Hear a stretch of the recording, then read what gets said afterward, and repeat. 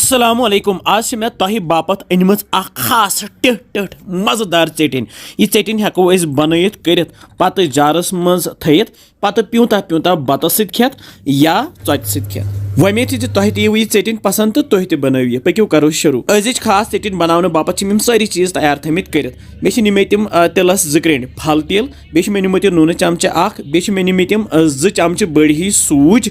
तो बे मे थोमुत न्यामि मज दगित यह रुहन फल 5-8 दग मे यथ बनो मे पेस्ट तो बे मे निमे तम वजल गरकुली कशिर मर्चवांगन यम वजल तो मे नी तव ताय मज त्रो मे तेल तो बे नून इकवटे तो यह थो मे गैसस पे यह तव यह नून रलावन अस तिलस सती तो प्राड़ो अस युत काल वन तेल गरम गस तो अत नेर ओर दुह युथु तिलस दुह नेर तुथु त्रबा अत मज यम वजल मर्चवांगन सूज तो बे रुहन पेस्ट तो लगो अस यम सारी मसाल वन पान वन रलावन यह सूज तो यह वन तिलस सती तलन तो सत मर्चवांगन तो यम ते गसन अथ सती तैयार तो यह पूरे पट कसन तल मे गैस थोमुत लोत तो लथि पे करोन अस चटन तैयार यह गई पूरे वजच गसन ये कुछ सात जुकाम या होट बंद तम सात त्रोश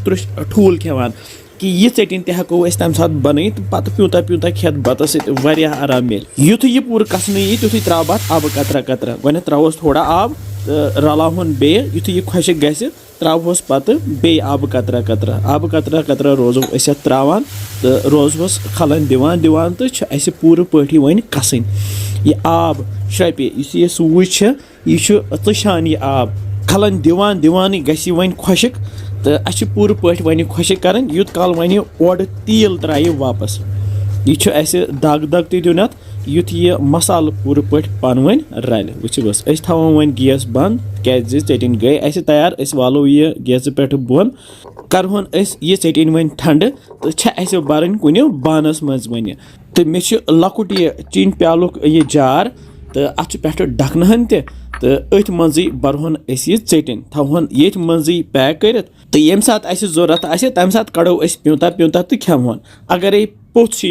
गर तम कस्म वर सिन थवान ब्रोह कन तो यह चटनी प्यूंत थवोस ब्रोह कन तो खे सह ओड़ प्यूंता अगर कुछ सात स्टार ठूल बनावान या ठुल मुंड बनावान तथ मज हेको मसाल त्रयित तथ सत रलयित तो सह ठूल पत खेत वारिया मजा लगे पे थवोस ढकन तो थवहन प्रिजर्व कर ताय मज वन चटनी प्यूंत ओड़ रूदमुत अत मज त्रो मे बत म्यूंड तो रलावो अस बत ये चटनी सती यह चटन गसान थोड़ा तेज पहम तवे वारिया कम इस्तेमाल यह करें तो करो अस बिस्मिल्लाह वो क्युथ मज़ गोमुत वारिया मजेदार वारिया ज़बरदस्त अगर चोट तह पसंद चट सत हेको चटनी प्यूत खेत कुछ सात वमेद तुह तह चटन पसंद आमत अजिच तुम वनान कत पे वुचान तुम सान वीडियोस तो किस बसान तुम सान रेसिपीज इंशाल्लाह समखो बे जल्दी तुम थो पन ख्याल बिहु रबस हवाल।